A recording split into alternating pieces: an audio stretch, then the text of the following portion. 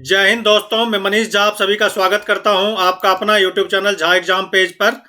दोस्तों, आज हम एसएससी जीडी के लिए कुछ क्वेश्चंस लेकर के आए हैं। लगभग जितने भी शिफ्ट हो रहे हैं एसएससी जीडी के, इसी तरह के क्वेश्चन पूछे जा रहे हैं। तो आप इस क्वेश्चन को जरूर प्रैक्टिस कीजिए और अपनी पकड़ को मजबूत बनाइए। लेकिन आगे बढ़ने से पहले आपने अभी तक इस चैनल को सब्सक्राइब नहीं किया है तो इसे ज़रूर कर देना और ज़्यादा से ज़्यादा शेयर करना और कमेंट करके हमें बताना। तो हम लेते हैं पहला क्वेश्चन और देखते हैं इस क्वेश्चन को। इसी तरह के क्वेश्चन पूछ रहे हैं तो आप इसको जरूर बनाना। कहता है किसी वस्तु को खरीदने के बाद उसके मूल्य में 10% वार्षिक गिरावट आती है तो यह 3 वर्ष पहले खरीदा गया हो तो इसका वर्तमान मूल्य इतना हो 5,832 रुपया। तो खरीदते समय इसका कीमत क्या था, मूल्य क्या था। तो देखो, वस्तु को खरीदने के बाद 10% का उसमें क्या होता है, डिप्रिसिएशन होता है, मतलब उसकी मूल्य में गिरावट आती जाती है। तो 3 साल पहले वस्तु खरीदा गया था और अभी का मूल्य दिया हुआ है। तो कहता है जिस समय खरीदा गया था उस समय कितनी कीमत थी इस वस्तु की। तो देखो, वस्तु की कीमत कितनी थी, तो हम मान लेते हैं एक्स मान लो आपकी वस्तु की कीमत उस समय, उसका वर्तमान मूल्य इतना है, वर्तमान मूल्य इतना है। तो खरीदते समय इसकी कीमत क्या थी, तो खरीदते समय आप कीमत मान लो कि एक्स रुपया कीमत रहा होगा। तो देखो, इसमें क्या होता है कि वर्तमान मूल्य अभी है 5,832 रुपया कीमत है अभी का। एक्स रुपया का वस्तु रहा होगा, कितने परसेंट की गिरावट थी उसमें, 10%। हर साल 10% की गिरावट हो रही है। तो 1 माइनस 10/100, 1 माइनस 10/100। तो कितने साल पहले, 3 साल पहले, तो पावर 3। तो देखो, अभी का वर्तमान मूल्य उसका कितना है, 5,832। एक्स रुपया उसका कीमत मान लिया आपने, 10% की गिरावट है तो 1 माइनस 10/100। इसको काटो आप तो कितना हो गया, 1/10। तो इसको लिख सकते हो x गुने, इसको घटाओ तो 10 घटे 1 यानी 9/10। इसका पावर कितना हो जाएगा, 3 बराबर 5,832। अब x का वैल्यू आप निकालोगे तो x का वैल्यू 10 है तो 10 इधर ऊपर चला जाएगा। तो 5,832 गुने 10, 3 बार है तो 1,000 हो जाएगा अपॉन 9 इंटू 9 इंटू 9। अब इसको काटना है तो 9 9 81, 81 को 9 से गुना करो तो ये हो जाएगा 729। तो इसको काट सकते हो 729 से। तो इसको काटो 5,832 गुने 1,000, 1,000 बट्टा ये 729। अब इसको काटो तो ये 8 से कटेगा यानी 8,000 रुपया क्या होगा, उसका कीमत रहा होगा। तो इसका कीमत उस समय खरीदते समय कितना था, 8,000 रुपया। तो हमारा आंसर क्या हो जाएगा, सी हमारा आंसर हो जाएगा। तो सी के साथ यहाँ पर हम लोग चलेंगे। तो ये हमारा आंसर है। नेक्स्ट क्वेश्चन है, चक्रवृद्धि ब्याज की किसी दर से कोई धनराशि 2 वर्ष में 2,420 रुपया हो जाता है। 2 वर्ष में कितना हो जाता है, 2,420, और 3 वर्ष में ये 2,662 रुपया हो जाता है। तो कहता है वार्षिक ब्याज की दर, ब्याज वार्षिक रूप से संयोजित होता है तो वार्षिक ब्याज की दर ज्ञात करो। हमें क्या निकालना है, दर। तो देखो, 2 वर्ष में कितना हो जाता है, 2,420 रुपये इसका ब्याज हो जाता है, 2,420 रुपया हो जाता है। चक्रवृद्धि ब्याज की दर से कोई धनराशि 2 वर्ष में कितना हो जाता है, 2,420 रुपया हो जाता है। 3 वर्ष में कितना हो जाता है, 2,662। तो 2 वर्ष के बाद राशि क्या बन जाती है, कोई अमाउंट क्या बन जाता है 2 वर्ष के बाद, 2 वर्ष बाद, 2 वर्ष बाद कितना बन जाता है, या 3 वर्ष बाद पहले लिख लो, 3 वर्ष बाद कितना बन जाता है, 2,662, 2,662। 2 वर्ष बाद कितना बन जाता है वो राशि, 2 वर्ष बाद राशि क्या बन जाता है, ये हो जाता है 2,420 रुपया। तो 1 वर्ष का ब्याज क्या हो जाएगा, 2 वर्ष के बाद 1 वर्ष का ब्याज क्या हो जाएगा, तो इसमें से घटा दो 1 वर्ष का ब्याज। देखो, 2,662 में से 2,420 घटाओगे, 2,662 में से 2,420 घटाओगे तो ये कितना हो जाएगा, 242 रुपया। ये 242 रुपया हो गया। अब कहता है दर निकालने के लिए, तो दर बराबर क्या हो जाएगा, ब्याज गुने 100। तो ब्याज हो गया 242 रुपया गुने 100 बट्टा मूलधन। तो देखो, 1 वर्ष का ब्याज, तो दूसरे वर्ष के लिए ये क्या हो जाएगा, ये 1 वर्ष का ये मूलधन हो जाएगा और उस पर ब्याज आता है, तीसरे वर्ष में इतना रुपया ब्याज बन जाता है। तो हमारा मूलधन क्या हो जाएगा यहाँ पे, 2,420 रुपया। तो आप यहाँ पे लिख लो 2,420 रुपया गुने समय कितना हो जाएगा, 1 वर्ष। तब इसको काटो, ये से काटो, ये कट जाएगा, यहाँ पे 10 बच जाएगा, 10 से 0 को काट दो, 10%। हमारा ब्याज का दर क्या हो जाएगा, 10% हो जाएगा। तो डी हमारा आंसर सही होगा। अगला क्वेश्चन है, कहता है किसी धनराशि के किसी दर से 2 वर्ष के साधारण ब्याज और चक्रवृद्धि ब्याज क्रमशः 900 रुपया और 954 रुपया है। 2 वर्ष का साधारण ब्याज कितना बनता है उस राशि का 900 रुपया और चक्रवृद्धि ब्याज 954 रुपया। तो कहता है वह धनराशि क्या है, वो हमें धनराशि निकालना है, मूलधन निकालना है। तो देखो यहाँ पर हम निकालेंगे 2 वर्ष का साधारण ब्याज दिया हुआ है, तो प्रथम वर्ष का ब्याज क्या बन जाएगा, प्रथम वर्ष का ब्याज यहाँ पे लिख सकते हो आप, प्रथम वर्ष फर्स्ट ईयर का प्रथम वर्ष का ब्याज निकाल लो आप। तो प्रथम वर्ष का ब्याज क्या हो जाएगा, 2 वर्ष का ब्याज दिया 900 रुपया, तो 900 में 2 से भागा दे दो, तो ये कितना हो जाएगा 450 रुपया। पहले साल ब्याज उसका इतना रुपया का होगा। दूसरे वर्ष का चक्रवृद्धि ब्याज क्या हो जाएगा, तो आप निकाल लो दूसरे वर्ष का। तो देखो 2 साल का दिया हुआ है, तो पहले साल का साधारण ब्याज ये हो जाएगा, और दूसरे साल में इतना रुपया चक्रवृद्धि ब्याज इतना होता है, दूसरे साल का चक्रवृद्धि ब्याज क्या हो जाएगा, दूसरे वर्ष का चक्रवृद्धि ब्याज तो 450 पर में ब्याज देता है, तो दूसरे वर्ष का चक्रवृद्धि ब्याज CI आप कह सकते हो वृद्धि ब्याज कितना हो जाएगा। तो देखो 954 है, उसमें से 954 में से 450 घटा लो, तो कितना आ जाएगा 954 में से 450, तो ये 504 रुपया ये आपका हो जाएगा चक्रवृद्धि ब्याज कितना का, दूसरे वर्ष का। तो अब देखो दूसरे वर्ष का चक्रवृद्धि ब्याज है ये, प्रथम वर्ष का ये साधारण ब्याज, तो 450 रुपया का एक वर्ष में ब्याज कितना हो जाएगा, 450 रुपया का एक वर्ष का ब्याज निकाल लो, एक वर्ष का ब्याज एक वर्ष का ब्याज क्या होता है, 504 रुपये चक्रवृद्धि ब्याज, इसमें से ये 450 घटा लो, तो 504 में से कितना घटा लोगे 450, तो ये कितना हो जाएगा 54 रुपया। 54 रुपया आपका क्या हो जाएगा एक वर्ष का ब्याज। तो दर आपको ब्याज पता हो गया, तो दर आप निकाल सकते हो, दर बराबर ब्याज गुने 100 बट्टा मूलधन, तो मूलधन कितना हो जाएगा 450 रुपया का ब्याज है ये 54 रुपया एक वर्ष का, गुने 1। अब इसको काटो, ये 0 से ये 0 काट दो, 9 से काटो 9 पंचे 45, 9 छक्के 54, 5 से काटो 5 दूना 10, यानी 12% का क्या हो गया ब्याज का दर हो गया। अब ब्याज का दर पता गया, हमें राशि पता करना है, तो मूलधन बराबर क्या हो जाएगा, मूलधन बराबर हो जाएगा यानी मूलधन P बराबर हो जाएगा 450 गुने 100 बट्टे कितना दर गुने समय, ये हो गया ब्याज एक वर्ष का ब्याज गुने समय, ब्याज गुने 100 बट्टा मूलधन गुने दर गुने समय। अब 12 से काट दो इसको, 12 से काटोगे तो 4 से काटो 4 तिया 12, तो ये हो जाएगा 4 से काटोगे तो 25, और 3 से काटो तो कितना हो जाएगा 150। तब इसको गुना कर दो, 150 को 15 से, 150 को 25 से, तो कितना हो जाएगा 150 को 25 से गुना करोगे तो ये हो जाएगा 3750। तो 3750 कौन सा है, तो 3750 डी आंसर हमारा है, तो डी आंसर हमारा यहाँ पर सही हो जाएगा। नेक्स्ट क्वेश्चन है 10% वार्षिक चक्रवृद्धि ब्याज की दर से 8,000 रुपये की धनराशि कितने समय में 9,261 रुपया हो जाएगी, जबकि ब्याज अर्धवार्षिक रूप से संयोजित होता है। ब्याज क्या होता है, अर्धवार्षिक संयोजित होता है। तो देखो यहाँ पर 8,000 रुपये की धनराशि कितने समय में इतना हो जाता है 9,261 रुपया 10% की दर से, और ये अर्धवार्षिक संयोजित होता है। अर्धवार्षिक संयोजित होता है इसका मतलब क्या हो जाएगा, दर आधा हो जाएगा और समय दूना हो जाएगा। तो दर कितना है 10%, दर कितना है 10%, तो ये हो जाएगा दर 10/2 यानी 5% का दर हो जाएगा। और समय कितना हो जाएगा, समय यदि n वर्ष है तो ये अर्धवार्षिक चूंकि संयोजित होता है, अर्धवार्षिक में क्या हो जाएगा दर आधा हो जाता है और समय डबल हो जाता है। अर्धवार्षिक संयोजित होता है वार्षिक, तो समय बराबर यहाँ पर क्या हो जाएगा 2n हो जाएगा।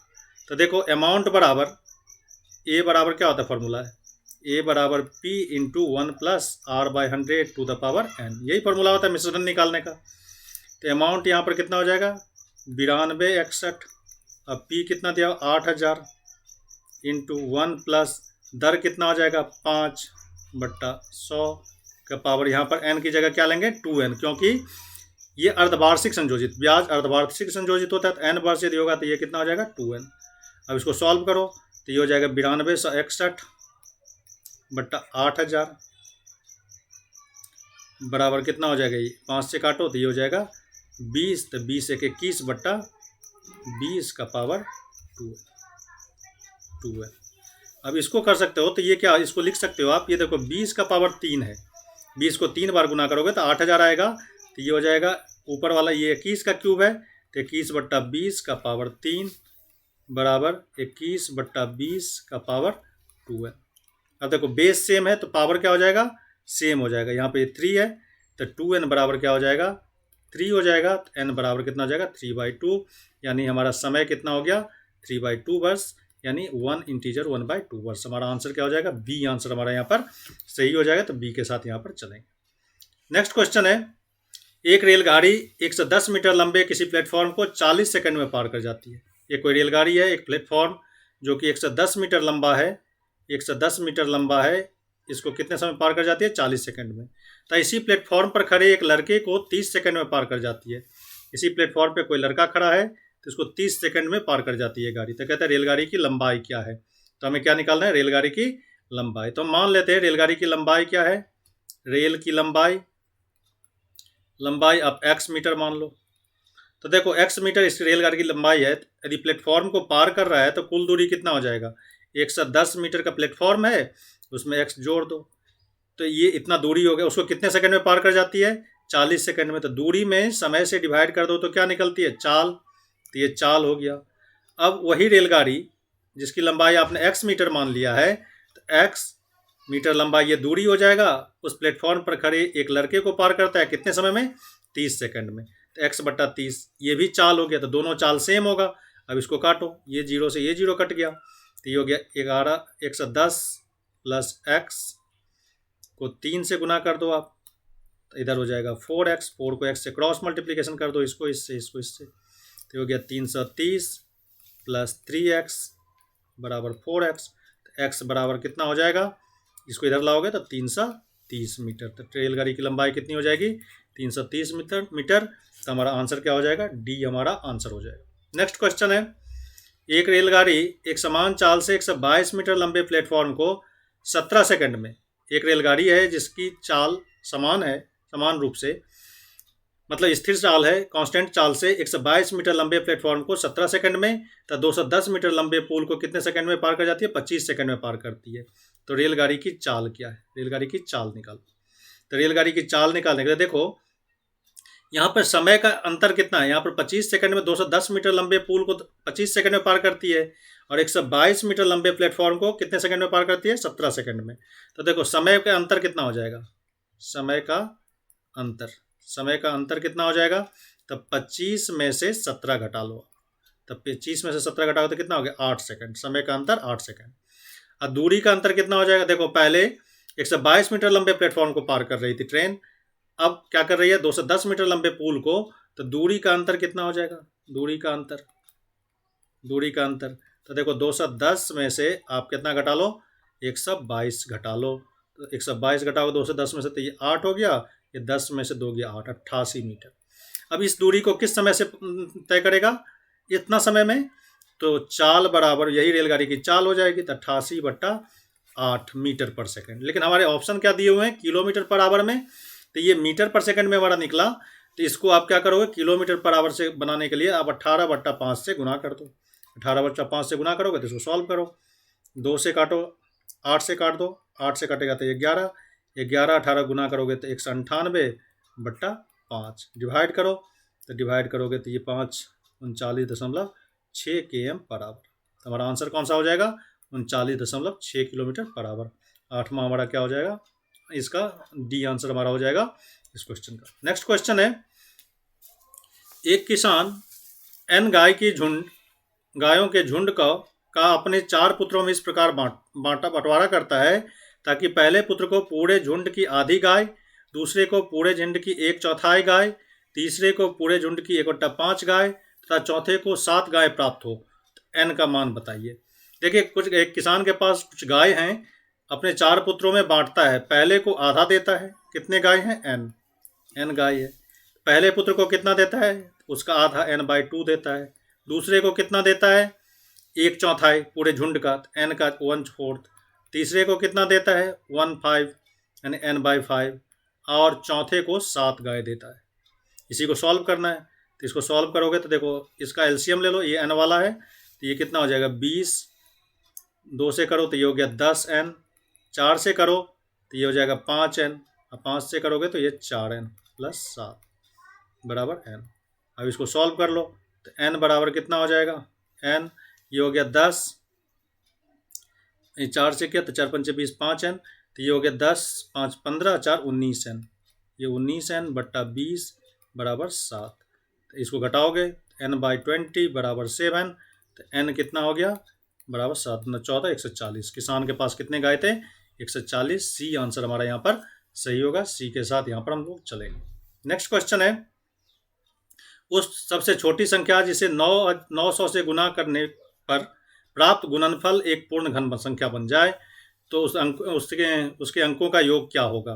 तो देखो 900 को कितना से गुना करें कि वो पूर्ण घन बन जाए, तो 900 का पहले फैक्टर निकाल लो। आप फैक्टर तोड़ोगे तो ये 2 से करोगे तो ये 4 से 50 आ जाएगा, फिर 2 से करो तो 2 से 25, फिर 5 से आप कर सकते हो, 3 से भी कर सकते हो, 5 से करो 5 का 20, 25 25, फिर 5 से करो तो ये 9, फिर 3 से करोगे 3 3 9।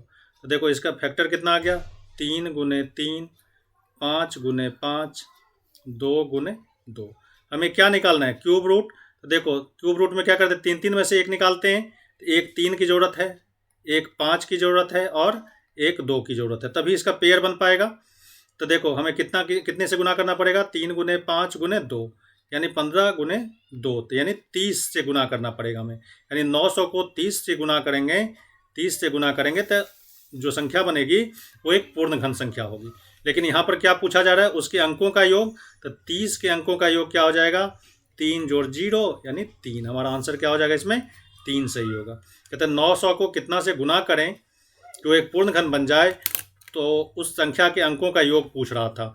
तो 900 का पहले फैक्टर निकाल दो आप। जब फैक्टर आप निकाल देते हो तो उस संख्या का गुणनफल निकालो, कितने से गुना करना पड़ेगा। तो पहले 3, एक 3 की कमी थी यहाँ पे, 3 में से एक 3 निकालोगे, 3 5 में से एक 5 बाहर निकालते हैं, वही क्यूब रूट होता है। फिर 2 3 में से 2 3 में से आप एक 3 3 2 में से एक 2 निकालते हो, सबको गुना करो 30 आएगा, 30 को 2 से गुना करो तो इतना। तो यही हमारा आंसर होगा।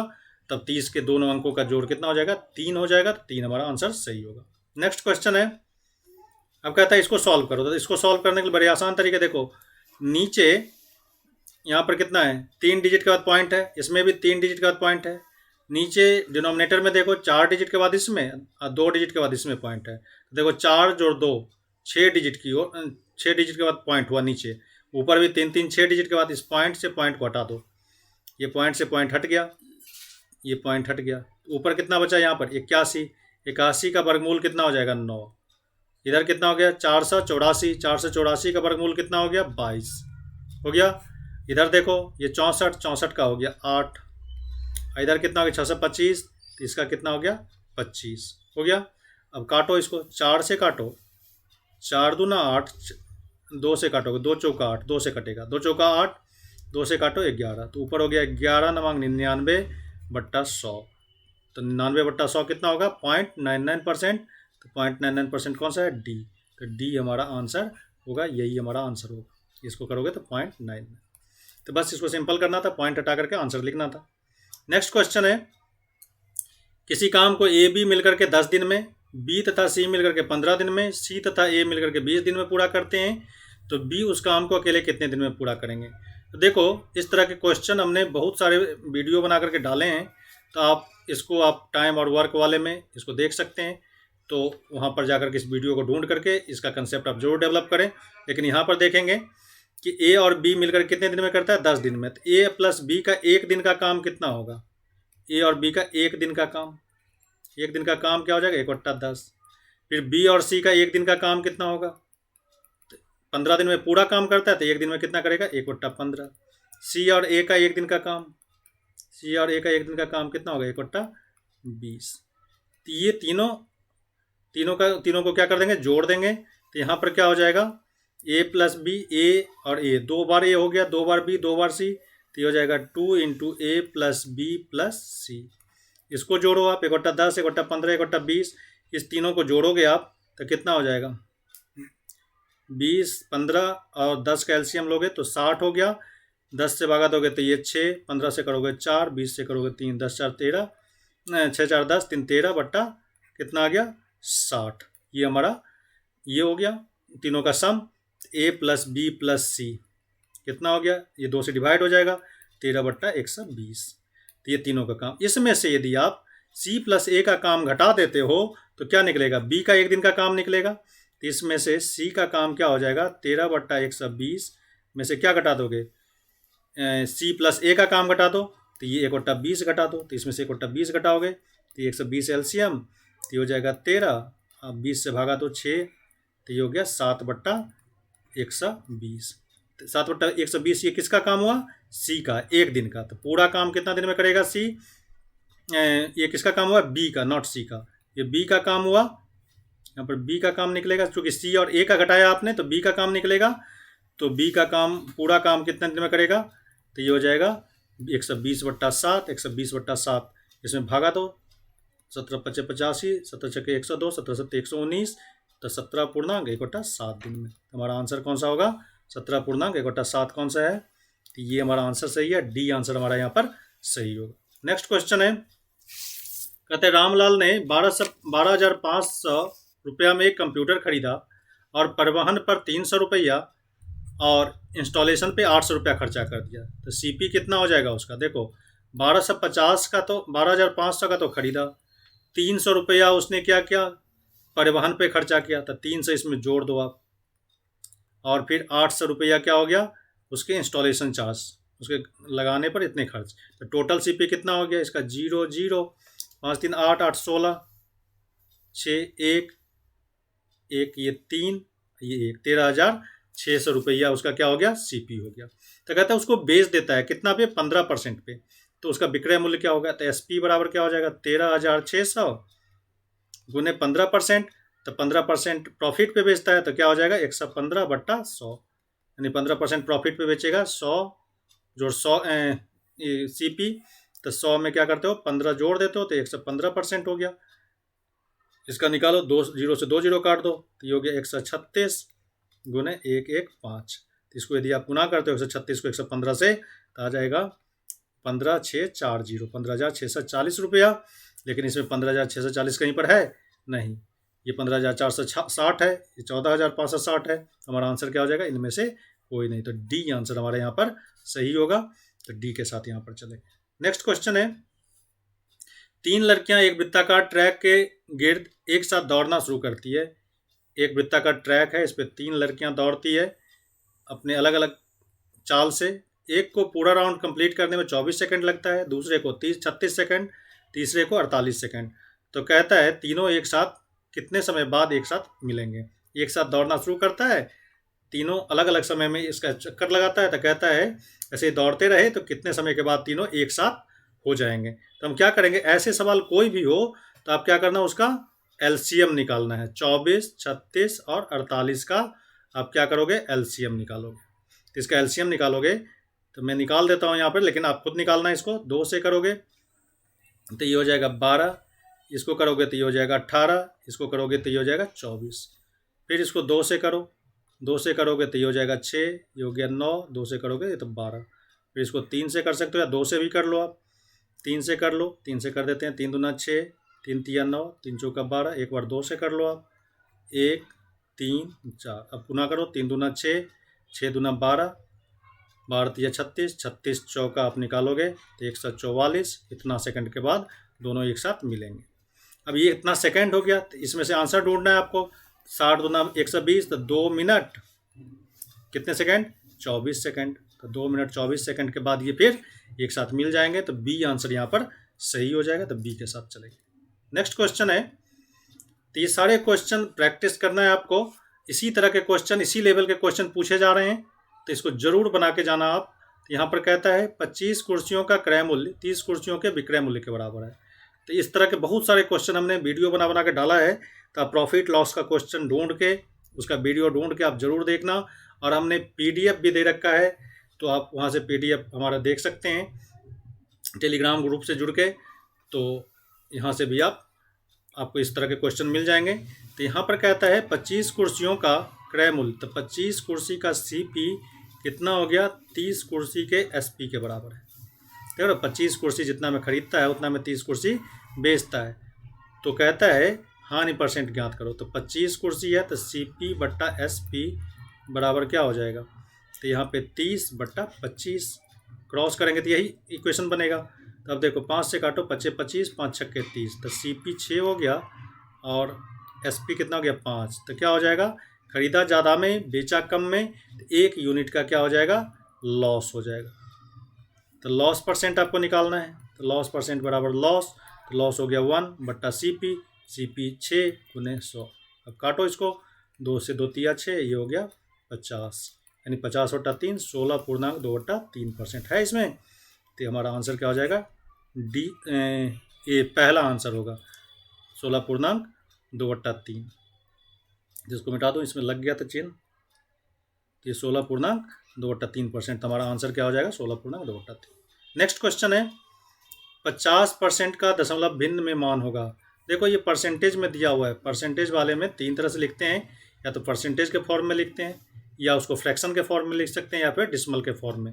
ये हमने बता रखा है। परसेंटेज वाला वीडियो भी देख सकते हो आप इसको समझने के लिए। यहाँ पर समझो जैसे 45% है तो 45 लिखा, इस परसेंट का मतलब होता है गुने 1/100। इस साइन का ही मतलब होता है 1/100, 100 में से 1। तो 1/100 से गुना कर दो, तो इसमें डिवाइड करोगे तो 0.45। तो हमारा आंसर कौन सा होगा, डी हमारा आंसर होगा। तो डी के साथ यहाँ पर जाना है 0.45। नेक्स्ट क्वेश्चन है यदि 12 वस्तुओं का क्रय मूल्य 6 वस्तुओं के विक्रय मूल्य के बराबर है तो लाभ हानि का प्रतिशत में ज्ञात करो।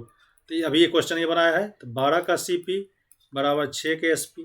ये क्वेश्चन पूछा जा रहा है इसलिए बार बार इसको हम दे रहे हैं क्वेश्चन को। इसको बनाओ, 12 का CP 6 के SP के बराबर। तो ये CP बट्टा SP बराबर क्या हो जाएगा, SP 6 है, CP 12 हो गया। तो देखो ये CP बट्टा SP, CP यहाँ रहने तो SP यहाँ लाओ, तो 6/12, 6 से काटो, 1/2, 1/2 आ गया। तो देखो SP कितना हो गया, 2 यूनिट, और CP कितना हो गया, 1 यूनिट। तो यहाँ पर क्या हो जाएगा, प्रॉफिट हो जाएगा कितने का। तो देखो SP 2 है, 2/1 यानी 1 यूनिट का प्रॉफिट हो गया। तो हमें प्रॉफिट परसेंट निकालना है, प्रॉफिट परसेंट। तो प्रॉफिट परसेंट बराबर क्या हो जाएगा, प्रॉफिट तो 1 रुपया 1 यूनिट का, अब बट्टा CP, तो CP भी हमारा 1 × 100, यानी कितना परसेंट प्रॉफिट होगा, 100% का। तो 100% हमारा C हमारा आंसर सही होगा। तो दोस्तों आज इस वीडियो में बस इतना ही। हम फिर लेकर के आएंगे कुछ नए क्वेश्चन नए वीडियो में। तब तक आप इस चैनल को सब्सक्राइब नहीं किया तो सब्सक्राइब कर देना और अपने दोस्तों को इसे शेयर कर देना। आज बस इतना ही। Thank you very much. जय हिंद।